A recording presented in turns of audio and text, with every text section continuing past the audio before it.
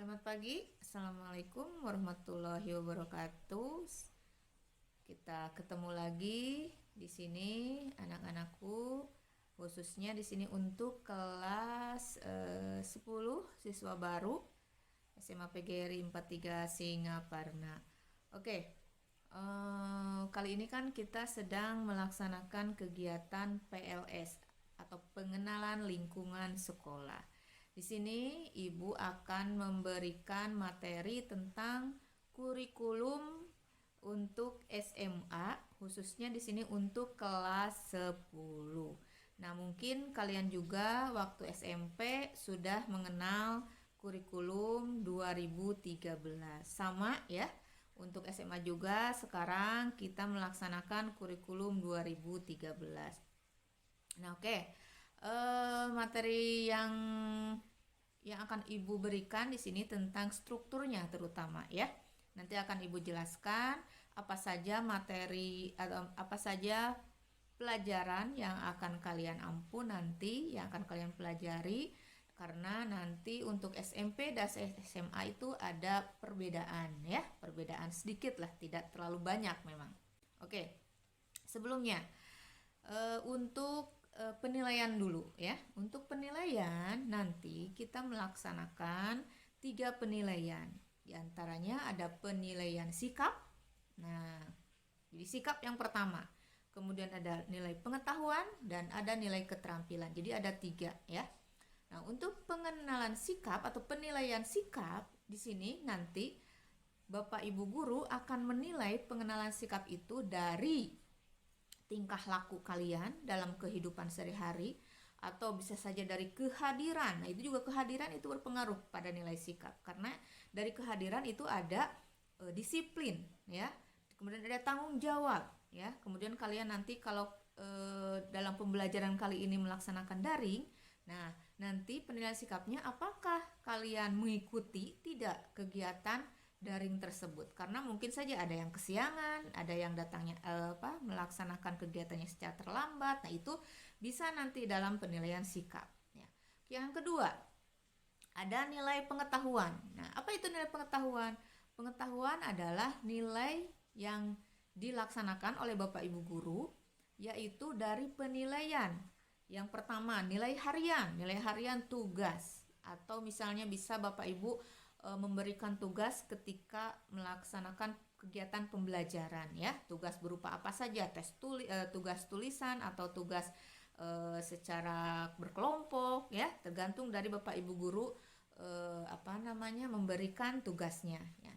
Kemudian ada lagi penilaian tengah semester, yaitu penilaian yang dilaksanakan oleh sekolah, penilaian tengah semester. Nah, itu juga masuk ke dalam nilai pengetahuan. Kemudian nilai belum ke keterampilan ya. Kemudian ada dari ujian akhir sekolah atau penilaian akhir sekolah PAS, atau ada juga yang akhir tuh ada penilaian akhir sekolah ya, ada akhir tahun. Jadi ada PAT, ada PAS. Jadi penilaian untuk pengetahuan jadi dari berbagai penilaian ya. Nanti Bapak Ibu guru akan nilainya akan diberikan, yaitu dari beberapa penilaian. Itu pengetahuan. Kemudian yang terakhir penilaian keterampilan. Untuk keterampilan di sini bisa Bapak Ibu guru memberikan suatu proyek atau misalnya berupa praktek ya, praktikum. Jadi dilihat dari, kalau untuk keterampilan itu dia bisa siswanya itu melaksanakan atau melakukan kegiatan praktek, atau misalnya berupa, jadi masuknya itu ke, kalau ini ada bukan tingkah laku secara, kalau matematika nih misalnya ya, bukan matematika tidak ada praktek, ada misalnya membuat kubus atau membuat balok. Nah, itu adalah keterampilan. Jadi terampil siswa itu ya. Jadi tidak hanya mata pelajaran tertentu, semuanya ada pengetahuan keterampilan. Kalau dulu itu keterampilan hanya buat mata pelajaran saja ya. Kalau sekarang itu semua mata pelajaran ada. Jadi ada 3 ya, ingat. Sikap, dan sikap ini harus minimal baik Jadi tidak boleh cukup juga. Jadi harus baik. Jadi baik bersikap, tingkah laku. Makanya kenapa yang pertama itu penilaian itu sikap dulu. Jadi sikap dulu yang dilihat. Makanya hati-hati ya. Percuma memiliki ini pintar, tetapi perilakunya itu tidak baik ya. Jadi tetap sikap yang pertama, kemudian pengetahuan yang kedua, kemudian yang ketiga ada keterampilan ya, bisa dilihat di sini. Nah, kemudian di sini ada nanti apa saja atau mata pelajaran apa saja yang ada di SMA khususnya untuk kelas 10 ini ya. Nah, jadi nanti dibagi menjadi 3. Yang pertama ada mata pelajaran wajib ya, kelompok A, kemudian ada kelompok B, wajib B, dan kelompok C yaitu peminatan atau lintas minat atau masuk lagi ke pendalaman materi. Nah, nanti kalau misalnya adik-adik ya, adik-adik nanti memilih misalnya nanti ada peminatannya IPA dengan IPS atau ada lagi yang bahasa, itu akan berbedanya dalam peminatan. Tapi kalau yang wajibnya itu semuanya sama ya. Untuk yang wajibnya ya, nanti di sini ada mata pelajaran PAI ya, Pendidikan Agama Islam. Semua jurusan ada mata pelajaran PAI. Kemudian yang kedua ada mata pelajaran PKN atau di sini IPA, IPS semuanya ada mata pelajaran PKN. Kemudian ada bahasa Indonesia, semuanya juga ada bahasa Indonesia, bahasa Inggris. Nah, kemudian matematikanya. Jadi ingat, matematika tidak hanya di IPA, di IPS juga ada. Karena ini matematikanya adalah matematika wajib ya. Jadi dasar-dasarnya ya. Kemudian matematika, kemudian ada sejarah Indonesia ya. Nah, di sini bisa dilihatlah kalian ya. Ada beberapa mata pelajaran yang wajib, itu wajib semua dilaksanakan dalam jurusan baik IPA ataupun IPS, karena kebetulan untuk di PGRI itu tidak ada kelas bahasa, yang ada adalah IPA dan IPS ya. Nah, kemudian di sini kita lihat lagi untuk mata pelajaran itu yang sudah wajib ya, termasuk di sini ada seni budaya, bahasa Sunda, kemudian ada prakarya, kemudian ada PJOK ya, itu masuk. Kemudian ada peminatan. Nah, untuk kelas IPA atau MIPA, sekarang itu MIPA, nanti peminatannya ada mata pelajaran matematika ya. Kemudian yang kedua mata pelajaran kimia. Nah, kimia nanti bertemu dengan ibu ya. Hai, yuk yang mau gabung ke kelas IPA nanti ketemu dengan ibu. Oke.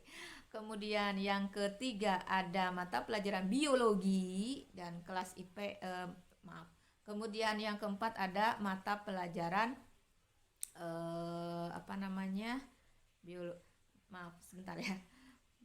biologi, kimia, fisika, matematika. Jadi ada 4 ya. Oke, 4 untuk mata pelajaran peminatannya.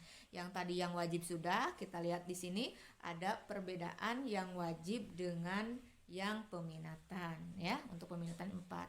Ditambah ada lagi 1 yaitu lintas minat. Nah, untuk lintas minat khusus untuk kelas MIPA di PGRI ini kemarin sudah dilaksanakan. Ada 2 mata pelajaran yaitu lintas minat bahasa dan sastra Inggris, bahasa dan sastra Inggris, dan yang kedua lintas minatnya yaitu sosiologi ya, itu untuk kelas IPA. Jadi kelas IPA juga belajar sosiologi ya. Tambah 1 lagi tadi sastra Inggris ya. Kita lihat lagi nih, di sini ada lebih jelasnya. Kemudian untuk kelas IPS yang wajibnya semuanya sama ya. Di sini ada sama semuanya yang wajibnya. Ditambah lagi peminatannya adalah ada sosiologi, kemudian ada geografi, ada ekonomi. Hati-hati nih, ekonomi kadang IPS katanya IPS mah gampang, kata siapa? IPS juga ada perhitungan. Komo ieu mah ngitung duit, anu duitna eueuh. Hahaha. Oke, nanti kalian belajar ekonomi. Tapi makanya nanti kalau misalnya kalian Semuanya nggak ada yang mudah, semuanya nggak ada yang susah, tergantung kitanya ya. Mau ke IPA, mau ke IPS, itu sama semuanya, tergantung kita. Apakah kita mau belajar atau tidak. Walaupun mudah, tapi kitanya nggak mau belajar, nggak ada yang bisa ya. Nah, oke, jadi tergantung dari kitanya mau belajar atau tidak. Tadi udah ya, ekonomi, kemudian ada sejarah. Nah, jadi sejarahnya 2 kali ya. Tadi sejarah Indonesia sama sejarah. Sejarahnya luas, sangat luas sejarahnya. Jadi sejarah, sosiologi, geografi dan ekonomi. Nah, itu untuk peminatannya. Lintas minatnya untuk sosiologi.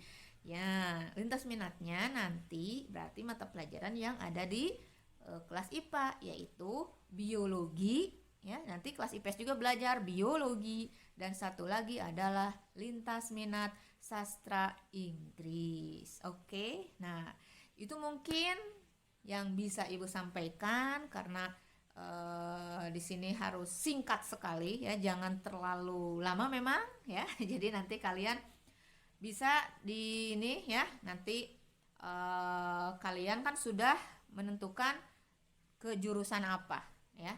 Jadi itu perbedaannya jurusan IPA dan MIPA dan jurusan IPS ya. Dan yang mau melanjutkan kuliahnya misalnya nanti mau ke IPA berarti harus IPA lagi ya. Misalnya mau ke farmasi harus IPA lagi, atau misalnya nanti mau ke, istilahnya gini, kalau IPA itu sangat luas. Artinya nanti kalau jurusan mau kemana-mana pun itu sangat luas. Nah, kalau IPS memang di sini nantinya itu terperangkap IPS-nya gitu ya. Nah, makanya di sini